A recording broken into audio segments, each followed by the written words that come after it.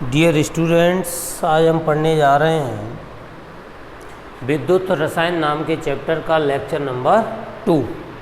एक लेक्चर हो गया है, दूसरा लेक्चर मैं पढ़ाने जा रहा हूँ, जिसमें हमने पढ़ा था विद्युत रसायन क्या है, चालक क्या है, कोचालक क्या है, धात्विक चालक क्या होते हैं, विद्युत अपघटनीय चालक क्या होते हैं, विद्युत अपघट्य कितने प्रकार के होते हैं, प्रबल दुर्बल। आज हम पढ़ेंगे विद्युत अनअपघट्य किसे कहते हैं। देखो नाम से है विद्युत अनअपघट्य, जो विद्युत धारा का चालन नहीं करते हों, जिनमें से विद्युत धारा प्रवाहित नहीं होती हो।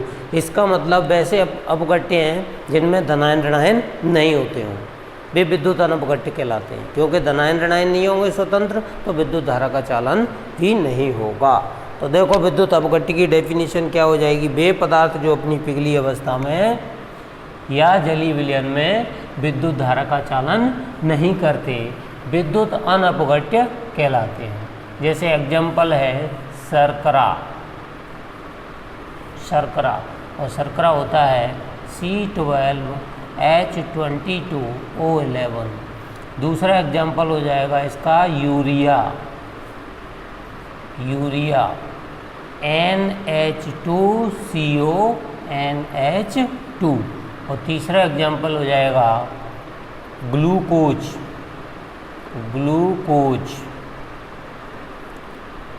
C6H12O6।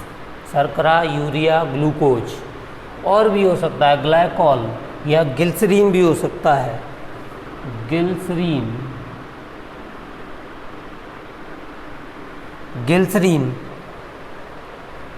ग्लिसरॉल ग्लिसरीन एक ही बात है। इसका होता है CH2CH2 और सब में एक एक OH लगा दो तो ये ग्लिसरीन बन जाती है, जो अपन यूज करते हैं हाथ पैरों में लगाने के लिए। ग्लिसरॉल या ग्लिसरीन ये वही है। ये सारे के सारे विद्युत अनअपघट्य होते हैं। इनमें विद्युत धारा का चालन नहीं होते, क्योंकि इनमें धनायन ऋणायन स्वतंत्र नहीं पाए जाते, इसीलिए इन्हें विद्युत अनअपघट्य के नाम से जानते हैं। अब आता है सेकंड टॉपिक, विद्युत अपघटनीय चालक। विद्युत अपघटनीय चालक, सब लोग हेडिंग डाल लो, विद्युत अपघटनीय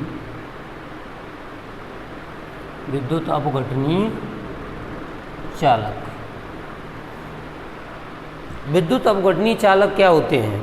देखो मैंने तुम्हें पढ़ाया था विद्युत अपघट्य क्या होते हैं। अब विद्युत अपघटनीय चालक यानी कि जो विद्युत धारा प्रवाहित होती है, अपन बोलते हैं जिनमें विद्युत धारा प्रवाहित होती है उनको बोलते हैं विद्युत अपघटनीय चालक। और विद्युत अपघटनीय चालकता क्या होती है।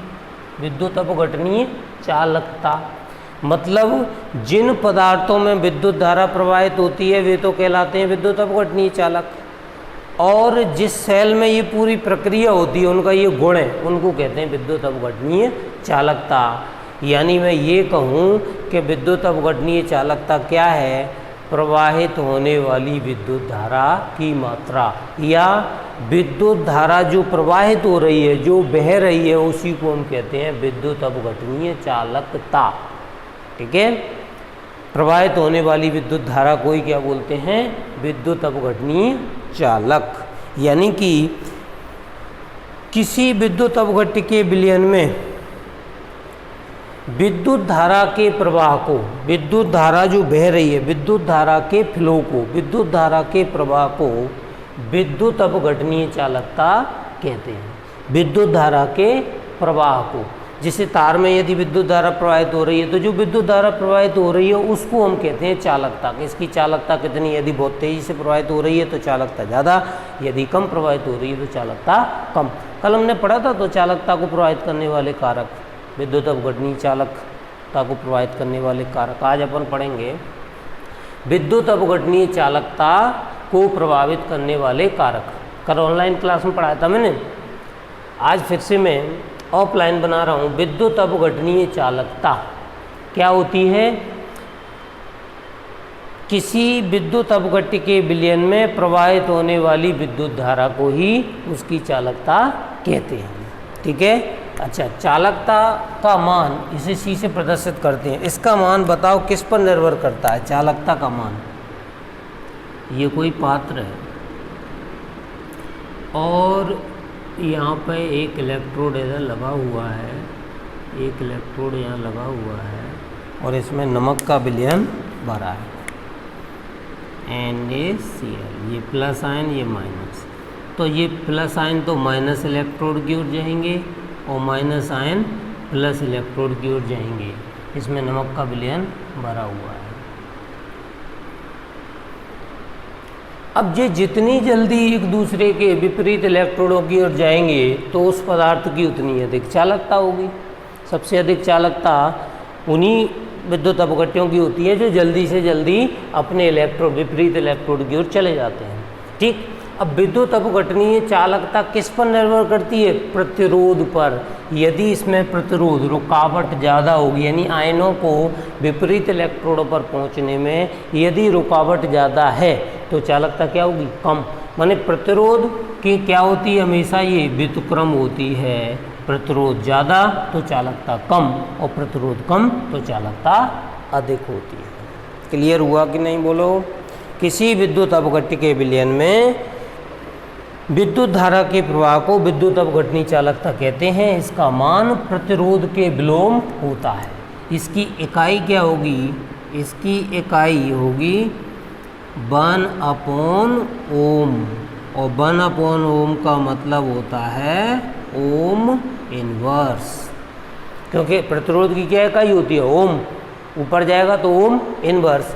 इसी को सीमेंस नामक वैज्ञानिक ने दिया था, तो इसलिए सीमेंस के नाम से भी इसको जाना जाता है। यानी इसकी इकाई सीमेंस भी हो सकती है, ओम इनवर्स या सीमेंस। तो विद्युत अपघटनी चालकता आ गई समझ में। अब आते हैं इसको प्रभावित करने वाले कारक, यानी विद्युत अपघटनी चालकता को कौन कौन प्रभावित करता है। तो देखिए, फर्स्ट है अंतर आयनिक आकर्षण। अंतर आयनिक आकर्षण। अंतर आयनिक आकर्षण। अंतर आयनिक आकर्षण का मतलब क्या होता है? अंतर आयनिक आकर्षण का मतलब होता है इनके अणुओं के मध्य लगने वाला आकर्षण बल।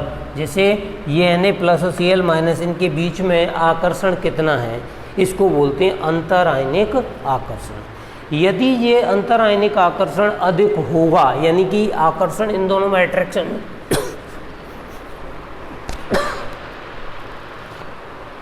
यदि इन दोनों में अट्रैक्शन ज़्यादा होगा तो ये एक दूसरे को छोड़ेंगे नहीं, और जब ये एक दूसरे से अलग नहीं होंगे तो ये विपरीत इलेक्ट्रोड की ओर भी नहीं जाएंगे। यह आकर्षण ज़्यादा होगा तो थोड़े बहुत जाएंगे। इसका मतलब अंतर आयनिक आकर्षण अधिक होने से चालकता कम हो जाएगी, क्योंकि ये आयन स्वतंत्र नहीं है। हम तो जानते हैं कि मुक्त आयन होंगे, स्वतंत्र आयन होंगे तो चालकता बढ़ जाएगी। लेकिन यदि आकर्षण अधिक है, ऐसा कोई पदार्थ है जिसके अणुओं के मध्य आकर्षण अधिक है, तो बोलो चालकता क्या हो जाएगी? कम हो जाएगी। तो अंतर आयनिक आकर्षण बढ़ने से चालकता घट जाती है, कम हो जाती है। विद्युत अपघट्य के आयनों के मध्य जितना अधिक आकर्षण होगा उसकी चालकता उतनी ही कम हो जाएगी। अब आता है सेकंड है विलयन की श्यानता। विलयन की श्यानता। बोलो श्यानता का मतलब क्या होता है? गाढ़ापन, या इसकी एग्जैक्ट डेफिनेशन आपने 11th में पढ़ी होगी। किसी द्रव के प्रवाह में रुकावट, किसी द्रव के प्रवाह में उत्पन्न प्रतिरोध, रुकावट या प्रतिरोध को ही श्यानता कहते हैं। द्रव के प्रवाह में रुकावट कब आती है? जब द्रव ज़्यादा गाढ़ा होगा तो उसके बहने में रुकावट आएगी, पतला होगा तो जल्दी बह जाएगा। इसका मतलब श्यानता का मोटा मोटा रूप होता है गाढ़ापन। यदि इस विलयन में आपने श्यान कर दिया, गाढ़ा कर दिया, बहुत सारे Na+ NaCl- आयन डाल दिए, NaCl के बहुत सारे अणु डाल दिए, तो इसमें श्यानता आपने बढ़ा दी, और श्यानता बढ़ने से क्या हो गया? अणुओं की संख्या इतनी ज़्यादा हो गई कि उनको रास्ता ही नहीं मिल रहा अपने विपरीत इलेक्ट्रोड पर जाने के लिए। जब विपरीत इलेक्ट्रोड पर जाएंगे नहीं जब तक, तब तक विद्युत धारा का चालन हो नहीं सकता। तो बताओ विलयन की श्यानता बढ़ने पर, विलयन की श्यानता जैसे जल में नमक के अणु ज़्यादा डाल दिए, मतलब आपने क्या कर दी, विलयन की श्यानता गाढ़ा कर दिया, उसके द्रव के प्रवाह में आपने रुकावट डाल दी, तो इसको कहते हैं विलयन की श्यानता बढ़ा दी। तो विलयन की श्यानता बढ़ने से बताओ विद्युत अपघटनी चालकता क्या हो जाएगी, श्यानता बढ़ने से चालकता घट जाएगी, क्योंकि अणुओं की गतिशीलता कम हो जाती है। क्लियर हुआ बोलो? विलयन की श्यानता बढ़ने पर विद्युत अपघट्य की चालकता कम हो जाएगी, क्योंकि अधिक श्यान वाले विलयन में अणुओं की गतिशीलता कम हो जाती है।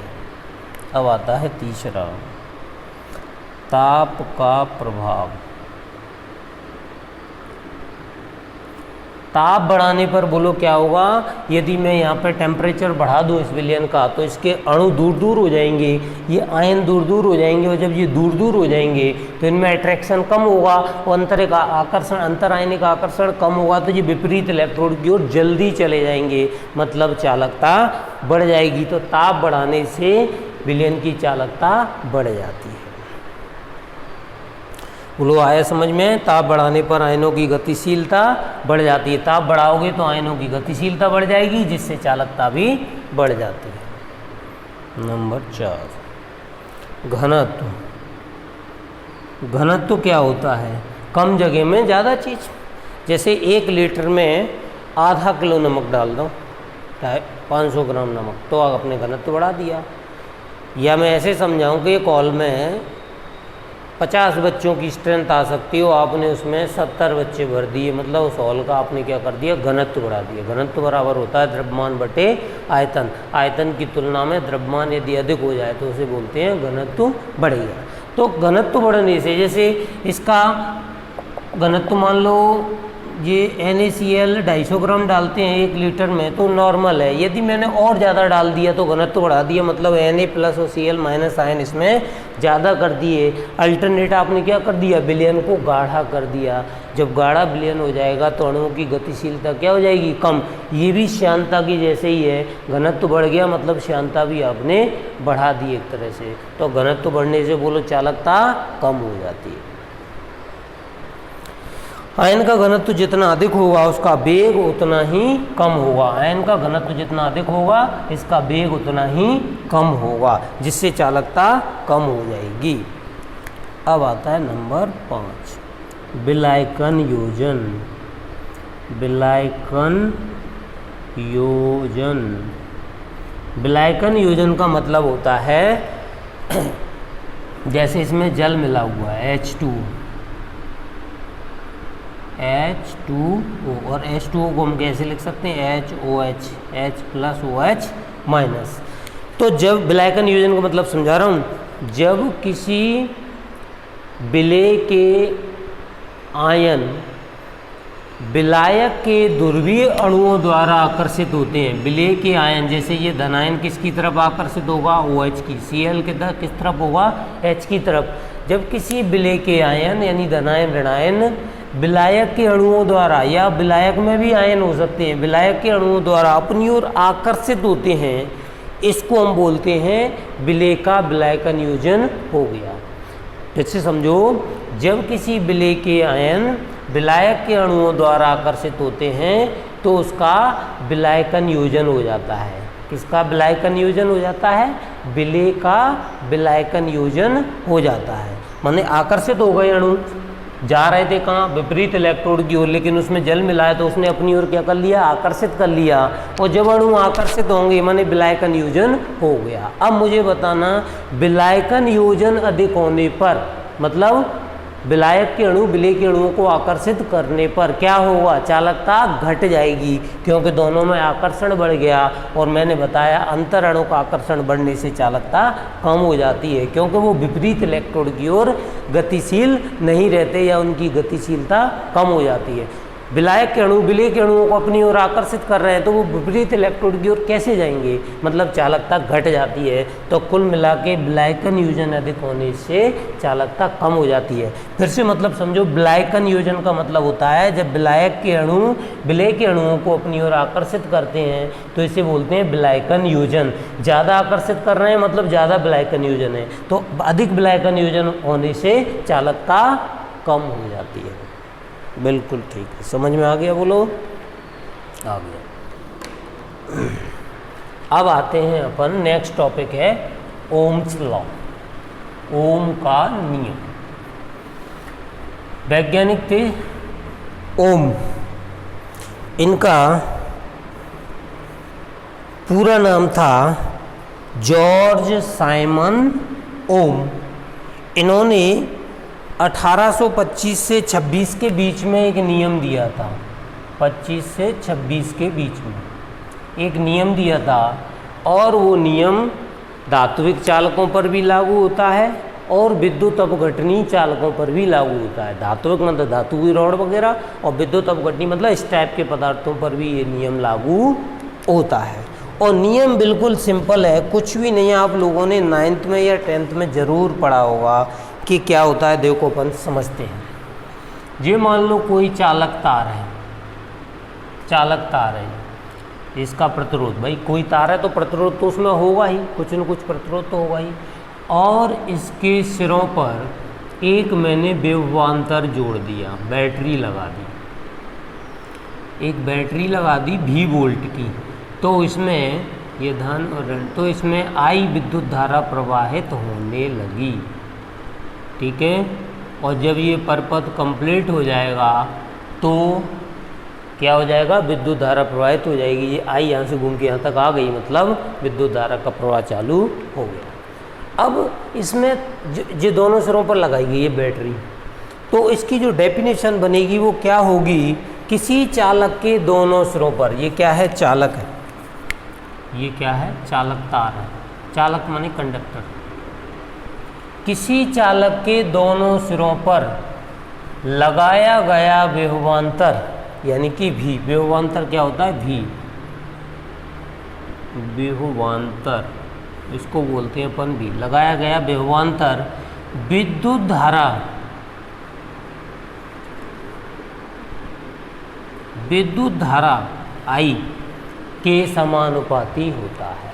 फिर से समझो, किसी चालक तार के दोनों सिरों पर लगाया गया विभवांतर भी उसमें प्रवाहित विद्युत धारा के समानुपाती होता है। आप सब जानते हो, बड़ी बैटरी लगाओगे तो विद्युत धारा ज़्यादा मिलेगी, छोटी जैसे 6 वोल्ट की लगाओगे तो आप विद्युत धारा उतनी कम ले पाओगे, 12 वोल्ट की लगाओगे तो आप ट्रक चालू कर लो उससे, और छोटी बैटरी से केवल कार चालू होती है, और छोटी है तो सिर्फ उससे क्या लाइट वाइट जला सकते हो।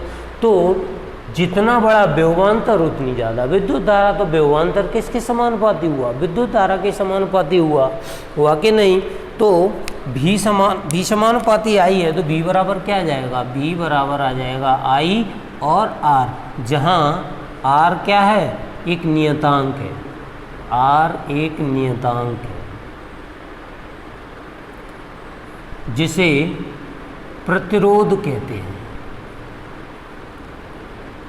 प्रतिरोध कहते हैं। अच्छा, इसकी इकाई ओम है, ओम इकाई क्या है, ओम। V विभवांतर है जिसकी इकाई क्या है, वोल्ट है। I क्या है, विद्युत धारा, इकाई क्या है, एम्पियर है।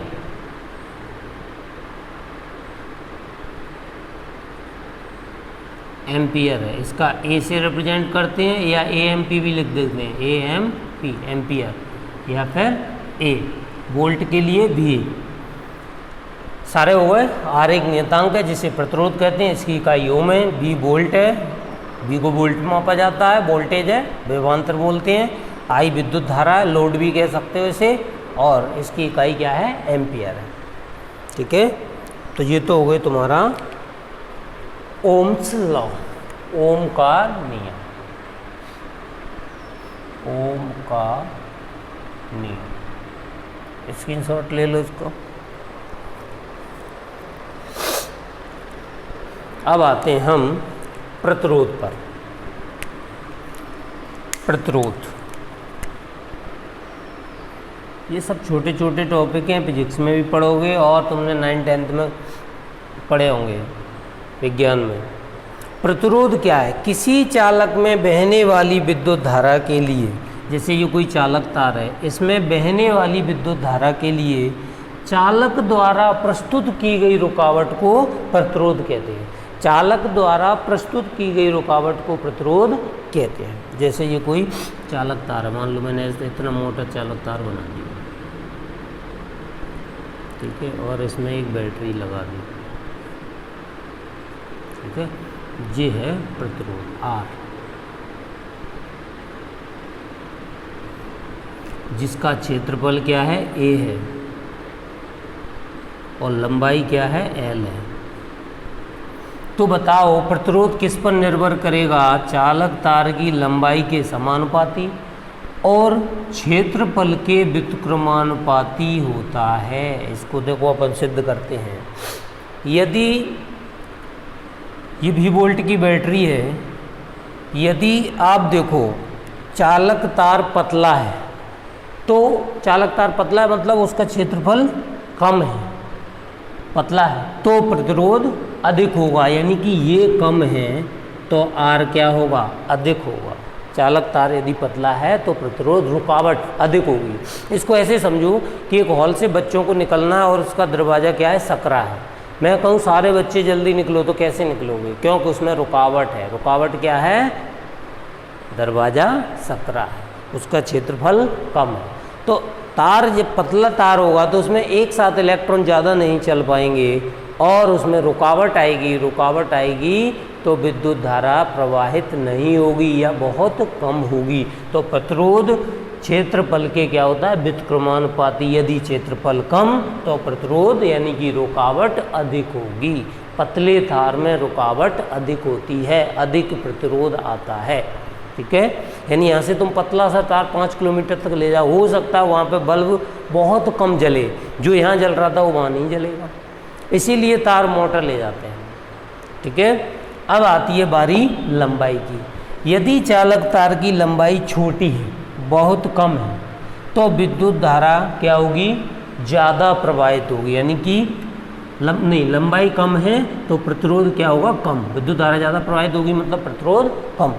लंबाई तार की कम है, छोटा है, तो रुकावट बहुत कम आएगी। जैसे आपको यहाँ से सिर्फ 10 मीटर 20 मीटर पे ले जाना है तार को, तो मोटा तार है तो आपकी प्रतिरोध है ही नहीं, बहुत कम है। और यहाँ से 10 किलोमीटर तक तार ले जाओगे आप तो लंबाई ज़्यादा हो जाएगी, प्रतिरोध भी ज़्यादा हो जाएगा, तो वोल्टेज आपको क्या मिलेगा? कम मिलेगा। यानी कि लंबाई अधिक होने से रुकावट अधिक आती है। तो लंबाई के तो समानुपाती और क्षेत्रफल के व्युत्क्रमानुपाती होता है। बोलो समझ में आ गया? प्रतिरोध क्या है? किसी चालक में बहने वाली विद्युत धारा के लिए चालक द्वारा प्रस्तुत की गई रुकावट को प्रतिरोध कहते हैं। इसका मान लंबाई के समानुपाती और क्षेत्रफल के व्युत्क्रमानुपाती होता है। समझ में आ गया? प्रतिरोध क्या है? किसी चालक तार द्वारा प्रस्तुत की गई रुकावट, यानी कि बहने वाली विद्युत धारा में जो रुकावट आ रही है उसी को हम बोलते हैं प्रतिरोध। देखो इसका फॉर्मूला निकल के क्या आ गया प्रतिरोध का? प्रतिरोध R समानुपाती L/A। तो R बराबर क्या आ जाएगा? एक नियतांक आ जाएगा जिसको बोलते हैं रो, L/A, जहाँ रो, ये रो होता है, रो बराबर एक नियतांक है, रो एक नियतांक है जिसे चालक तार का विशिष्ट प्रतिरोध या प्रतिरोधकता कहते हैं, जिसे विशिष्ट प्रतिरोध, विशिष्ट प्रतिरोध या प्रतिरोधकता कहते हैं, प्रतिरोधकता कहते हैं।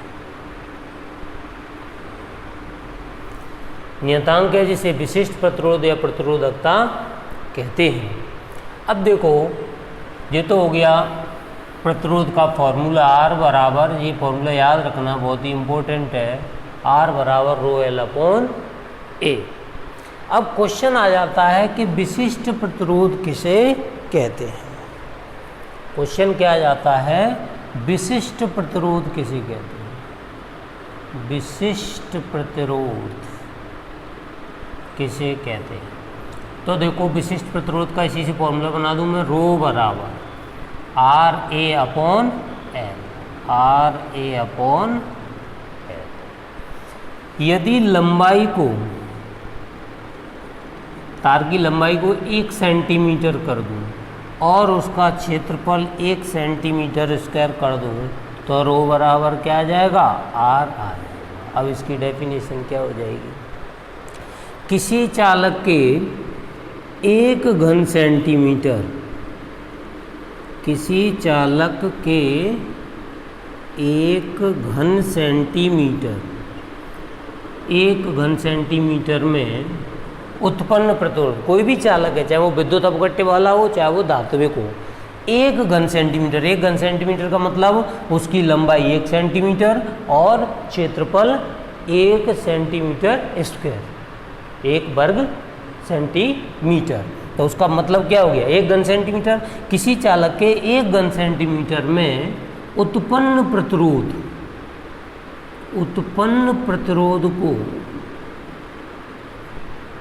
प्रतिरोध को ही विशिष्ट प्रतिरोध कहते हैं, विशिष्ट प्रतिरोध कहते हैं। बोल समझ में आ गई डेफिनेशन, इसी से निकला है प्रतिरोध वाले फॉर्मूले से ही। अच्छा, इसकी इकाई क्या हो जाएगी, इकाई फॉर्मूले से निकलेगी, रो बराबर होता है R A upon L. R का मतलब हो गया ओम, इंटू ए क्षेत्रफल है सेंटीमीटर स्क्वायर, अपॉन लंबाई है सेंटीमीटर, 1 से 1 कट गई तो क्या आ जाएगी, ओम इंटू सेंटीमीटर। तो इकाई हो गई ओम इंटू सेंटीमीटर। आती है जी विशिष्ट प्रतिरोध की इकाई बहुत, ओम इंटू सेंटीमीटर। इकाई निकालना तो आप फिजिक्स में भी जानते होंगे, फॉर्मूले से निकलती है, उसमें कोई विशेष बात नहीं है। और आप सब लोग ऑनलाइन क्लास ज्वाइन करो, ठीक है, उसमें आप क्वेश्चन पूछ सकते हो। ये तो मैं बना रहा हूँ, कुछ बच्चों का छूट गया, इसीलिए ऑनलाइन क्लास में क्या है, आप कम से कम पूछ तो सकते हो, समझ में आया कि नहीं आया, वहाँ आपको नोट्स भी मिल जाएंगे। अब ऑफलाइन में मैं किस किस को नोट्स दे पाऊँगा, इसीलिए ऑनलाइन क्लास में सबको मैं नोट्स भी प्रोवाइड कराऊँगा, ठीक है, ओके।